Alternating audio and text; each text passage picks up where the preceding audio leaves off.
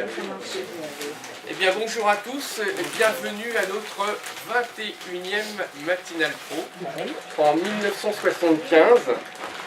Ce n'est pas dans la marmite de la potion magique de Bélix que je suis tombé, moi.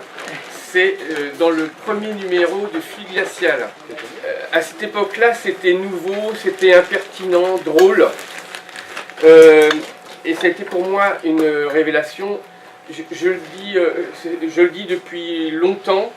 Ce sont des auteurs comme Gottlieb, Solé, enfin toute la grande équipe, Alexis, qui m'ont amené à la bande dessinée contemporaine. D'autres, c'était métal. Moi, c'était vraiment fluide. Bon, voilà.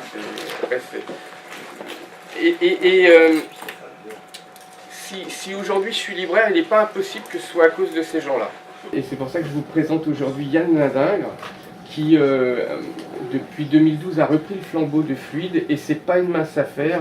Vous savez qu'aujourd'hui, la presse bande dessinée, c'est compliqué.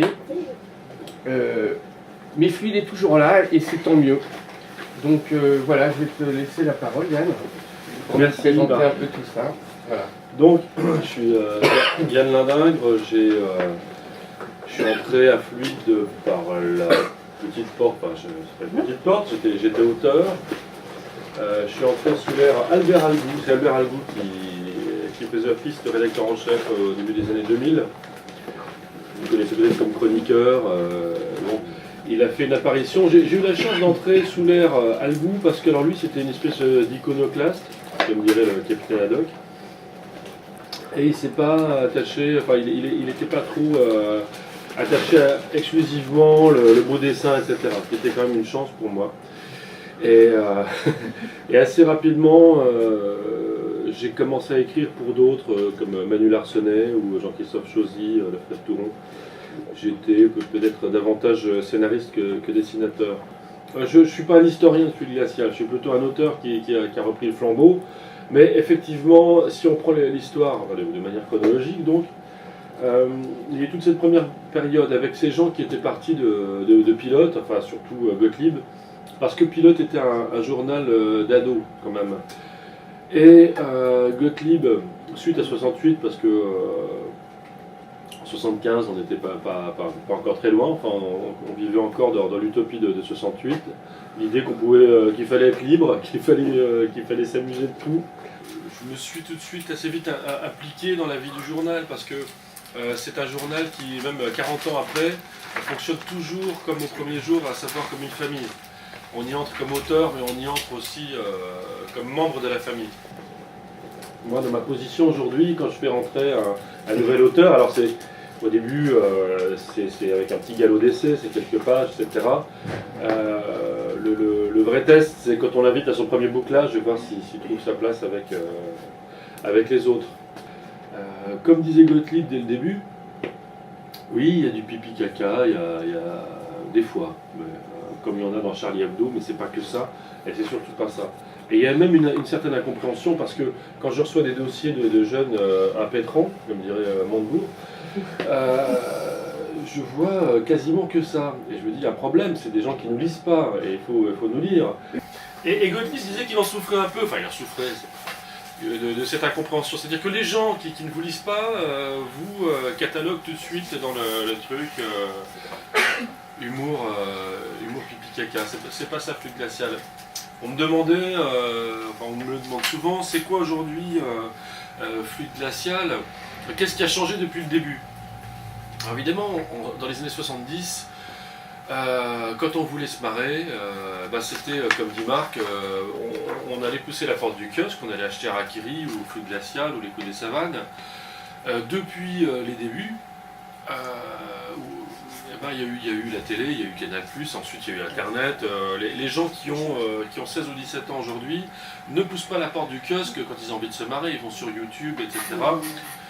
Et il y a du bon comme du moins bon sur Internet, sauf que ils sont très très affûtés sur une culture audiovisuelle, et notamment une culture de l'humour audiovisuel, et la culture du dessin, ils ne l'ont plus. Ce hors-série qui est sorti en début d'année, qui a été donc republié en bouquin dur, était le premier opus d'une année anniversaire qui est 2015, donc pour les 40 ans, où j'ai voulu retracer l'histoire de Fluide à travers des textes marrants et aussi des présentations assez succinctes de tous les auteurs. On voit Alexis, Solé, l'apparition de Super Dupont, Couchot, Léandri. Et donc là, vous avez avec ce bouquin une espèce de panorama, l'arrivée des Dicas, donc l'arrivée des Logoré, l'arrivée de la folie totale, l'arrivée des Bilochons. Enfin, pour ceux qui ne connaissent pas Fluide, ça peut être intéressant, ça aussi c'est intéressant. C'est Jack Davis et Harvey Kurtzman, donc les auteurs de Mad, dont était inspiré Fluide glacial au départ. Gottlieb, c'est quand il a vu les Américains qu'il a voulu. Il était un pilote, il s'est dit non, c'est ça ce que je veux faire, c'est cette folie-là que je veux. Mais Volinsky disait pas autre chose. Volinsky était très très inspiré aussi par les Américains. Donc ils ont fait des apparitions aussi dans Fluide glacial. Fluide glacial, c'est aussi ça, c'est aussi Paracuelos. Ah, ça c'est... Ah, il y en a. Jiménez, dont on a republié Très bien. une compile qui raconte son enfance dans les orphelinats franquistes. Donc, ce qui me plaît bien dans C'est pas de l'humour, hein. C'est pas de l'humour, mais il y a un peu d'humour. Alors c'est pareil, c'est un peu entre deux mondes, comme Riyad Satouf quand il fait l'Arabe du futur, quelque part. On se marre pas toutes les pages, mais enfin, ce sont des humoristes qui racontent des histoires vraies et passionnantes pour le moins. Franquin qui est venu purger sa dépression dans les pages de Fluide glacial à travers Idées noires. Gossens, voilà. Alors voilà un jeune mec que j'ai découvert. Donc j'ai découvert comme acteur. Cette histoire. Ah bah oui, oui. Gossens, pour moi, c'est le génie absolu. Et je trouve qu'il est... c'est incompréhensible que ce mec ne soit pas une star internationale. Je le comparerais en termes de dessin d'humour, à Gary Larson. Gary Larson, ce dessinateur américain, finalement, personne ne comprend vraiment bien, il est un peu dingue. Depuis un jour, il est publié dans une revue scientifique. Et puis on rentre dans sa culture de l'absurde, les vaches, les dinosaures, les cow-boys. Et après on en redemande. Hervé de Singe, qui était l'ancien rédacteur en chef de l'Écho des Savanes, m'a dit mais Villemain, je l'ai imposé parce que au départ tout le monde me disait mais c'est crade, c'est horrible, personne n'en voudra. Mais ça marche pas à tous les coups, mais il faut avoir le courage d'imposer un type qui est dans l'invention, qui est dans la nouveauté. Et Villemain, ça a cartonné. Enfin, les sales blagues c'est cette grosse feignasse, il continue à vivre sur ces sales blagues, il fout plus rien. Mais Gossens, je trouve qu'il est injustement méconnu. Vous avez peut-être un rôle à jouer pour faire découvrir Gossens. L'encyclopédie des bébés, en mettant ça dans les pattes des gens qui commencent un peu à prendre du plaisir dans la BD un petit peu farfelue. Non, tu devrais lire ça, tu vas voir, l'encyclopédie des bébés, c'est vraiment un truc de dingue. Mais là, il a 62 ans, il sort une BD, on dirait que c'est un mec de 20 ans qui a fait ça. À part le dessin qui est génial, c'est un beau portrait. Il dit elle est moche. Elle est horrible. Et ça hurle de rire. Et ces deux derniers bouquins, il fait partie de ces types. Et plus ils prennent de la bouteille, et plus ils sont géniaux. Alors, le mec est quand même a une chaire d'intelligence artificielle. Et il donnait des cours d'informatique à la fac. Donc on retrouve dans sa BD toujours des citations scientifiques un peu foutraques. Mais ces deux dernières BD qui sont Passion et puis Sacré comique sur la vie de Jésus-Christ sont à pisser dans le froc, hein. C'est vraiment un must. Hein. Donc c'est pas ridicule ce qu'on vend comme album de Gossens, mais pour moi ça devrait être gigantesque. Bon. Il faut le faire découvrir, hein. Pour moi c'est vraiment le meilleur. J'ai invité des gens qui viennent de l'association, qui ont un humour comme les Croires. Les Croires, c'est un des pionniers de Loubapo, les Lolipo de bande dessinée. Donc je considérais que ça avait sa place aussi dans Fluide Glacial. Mais il y a des gens qui viennent de chez Cornelius, il y a des gens qui viennent de la revue dessinée, il y a des gens qui viennent d'un site qui s'appelait Mauvais Esprit. Du moment que c'est bon, j'ouvre les portes. Mais si on regarde on parle toujours de l'ADN Fluide Glacial, la ligne éditoriale. La ligne éditoriale, c'est humour et bande dessinée. Depuis le premier numéro, on est dans des constructions très hétérogènes. Hein. Les dessinateurs ne se ressemblent pas et ils sont ensemble là justement parce qu'ils ne se ressemblent pas. Chacun doit travailler un humour qui est propre à lui. Et il y a des rédacteurs aussi, Pascal Fioretto, vous connaissez peut-être, qui est le roi du pastiche, et qui a notamment, à qui je confie régulièrement, alors c'est la bande des trois, Léandri, Odiquet et Fioretto, je leur fais faire des faux dossiers, enfin des espèces d'enquêtes, là c'est une enquête sur l'histoire de Fluide Glacial avec que des conneries, quoi, hein, des fausses lettres des faux courriers de lecteurs, des faux portraits, et donc c'est pas que de la BD. Donc contrairement à ce numéro qui était un numéro rétrospectif, donc maintenant qui est disponible en album, où on raconte vraiment l'histoire de Fluide à travers des textes marrants. On a vraiment un panoramique de tous les auteurs. Là, ce sont des hommages dans le numéro qui est sorti avant-hier, des hommages de toute la profession. Au-delà des dessinateurs, il y a des chroniqueurs comme À l'évêque, Didier Porte, il y a les Guignols qui sont là, il y a les gens du Petit Journal. Il y a nos amis de Charlie parce qu'ils devaient participer. Et donc j'avais branché les copains de Charlie. Et le premier qui m'a rendu un dessin, c'était Willem. 3 semaines avant les attentats, il m'a envoyé ça. Et c'est un clown qui se fait égorger, qui est en train de dire Fluide Glacial. Quand je l'ai lu, je pensais que c'était après les attentats. Non, je l'ai écrit parce que je l'ai expliqué parce qu'après coup, c'est vrai que ça aurait été. Non, c'est un dessin quasi prémonitoire. Ce que j'ai voulu faire depuis 2 ans, puisqu'on est le dernier grand journal d'humour, il y a l'Écho des Savanes qui réémerge, qui replonge régulièrement, mais bon, on est encore le dernier journal bien debout sur ses 2 jambes. Et puisqu'on est les derniers, je veux vraiment que ce soit un lieu de rencontre pour tous les auteurs d'humour, mais quel que soit l'humour. Et on parlait de l'Écroard.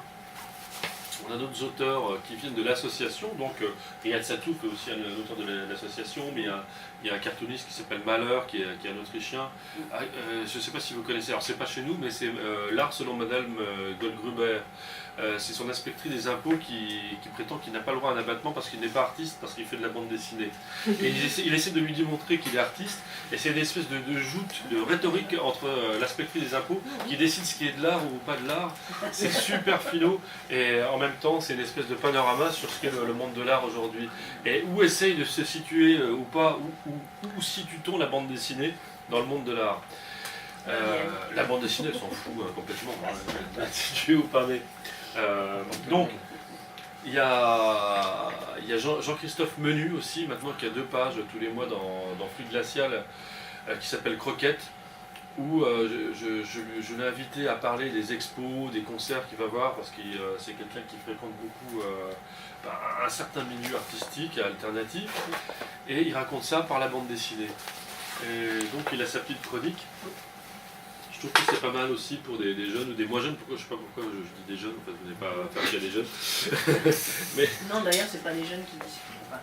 Ouais, non, mais c'est pas des jeunes qui lisent Fluide. De toute façon, j'ai pas l'intention de courir après des gens qui ont 16-17 ans parce que c'est pas leur culture, mais ça peut le devenir. Mais je vais pas moi-même aujourd'hui me poser les questions de ce qu'ils ont envie de lire. Il n'y aura pas de manga dans Fluide Glacial, ou s'il y en a, il y en aura parce qu'il correspond à nos critères, c'est-à-dire du manga super drôle. J'en ai pas trouvé encore, mais il y en aura un tôt ou tard. Je voudrais qu'on soit les premiers à publier le manga qui va faire hurler de rire les Français, mais c'est pas encore ça. On n'a peut-être pas les mêmes façons de rire, Jacques. Eh ben, j'ai l'impression que c'est la chose la plus difficile à exporter. On est plus un magazine de mecs, ça je le constate, mais on a des lectrices. Je voudrais qu'il y en ait plus, je voudrais qu'il y ait plus de dessinatrices. J'ai invité Lisa Mandel, elle va certainement revenir. Bon, j'avais invité Catherine Meurice, mais elle n'a pas le temps. Mais on a Isa, on a Claire Bouillac, on a Camille. Camille qui est notre espèce de reporter. Elle fait une série qui s'appelle El Guido del Crovardo, qui va sortir bientôt en album. Et donc elle raconte son périple au Mexique, sans le sou, quoi. Et ça va faire, on va se lancer dans voilà, notre premier guide de voyage.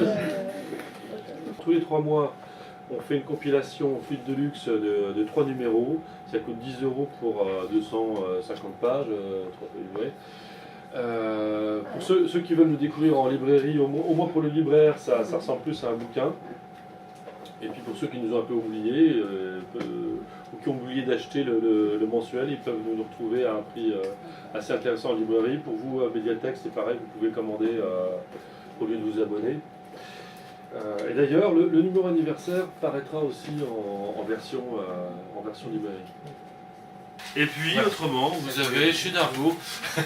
C'est ça, parce qu'on ne sait pas toujours, mais tu as participé à l'élaboration du livre. Ah bah oui. Oui, j'ai commencé à travailler avec Denis Robert. Ouais. Oui, je ne fais pas que le gros rigolo, hein, comme la plupart des humoristes. Hein. Bon, bah alors, là, je m'étais attelé. C'est l'affaire Clearstream, ça. Donc mon copain Denis Robert, à l'époque on s'est mis à l'écriture ensemble. Alors je lui ai fait le storyboard, il connaissait pas la BD. Il connaissait pas les BD, donc lui il venait de pondre 3 ou 4 pavetons de 4 ou 500 pages. Très compliqué à lire parce que c'était très technique sur la finance internationale, les chambres de compensation, etc. Et il m'a dit, tu voudrais pas qu'on fasse une BD? Il voulait.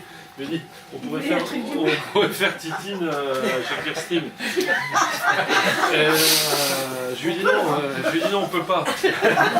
On peut pas parce qu'on sera jamais dans le ton, ça va être n'importe quoi. Mais je lui ai dit, je veux bien t'aider à te montrer comment ça se passe la BD.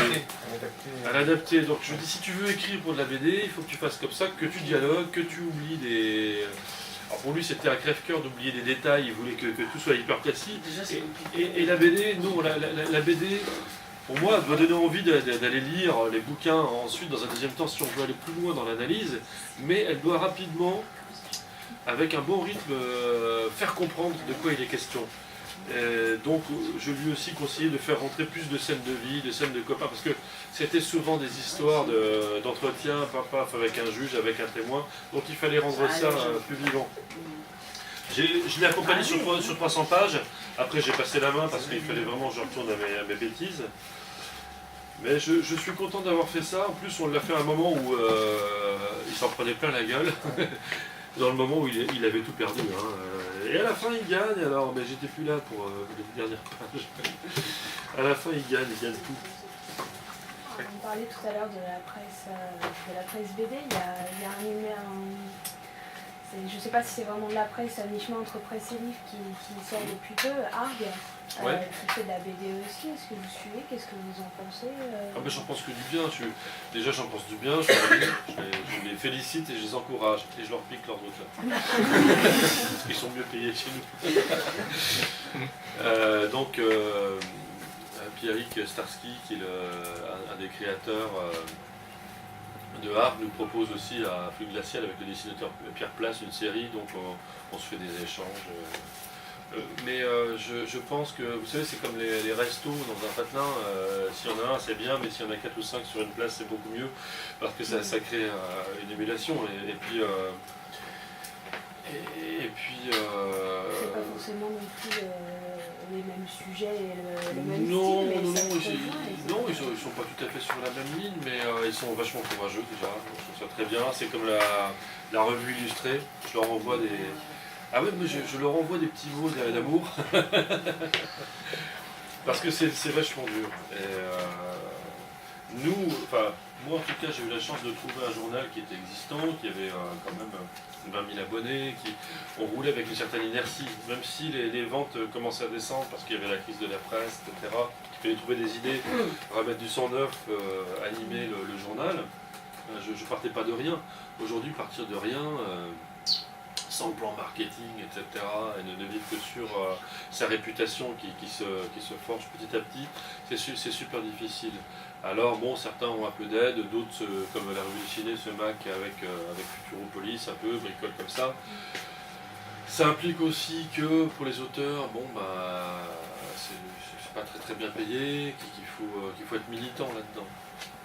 Donc moi j'encourage ces gens-là, je ne vais pas les encourager, ça ne change pas la donne, mais je trouve que c'est bien parce que si les lecteurs ont le choix, bah, c'est mieux que s'ils n'ont plus qu'un seul magazine. Bah, pour moi, l'objectif avec le journal, c'est d'aller rechercher les lecteurs qui nous ont lu avant, parce que tout le monde nous dit j'ai lu Fluide, je lisais Fluide, j'avais toute la lecture, blablabla. Je dis mais revenez, vous allez voir que le journal a évolué, comme vous, mais c'est entre les 30-50 ou les 30-60, Fluide. Mais c'est eux que je cible. et par ricochet, les gens plus jeunes. Mais je sais que les gens plus jeunes ne viendront pas directement dans le journal. S'ils viennent, c'est super, hein, mais ils ne sont pas dans la presse écrite, ils ne sont pas trop là-dedans. Moi j'aime bien. Bah, merci Yann. Ben, merci à vous d'avoir merci à Marc. parlé de ce Je suis content de vous rencontrer. d'avoir parlé de Fluide, c'est vraiment un super magazine.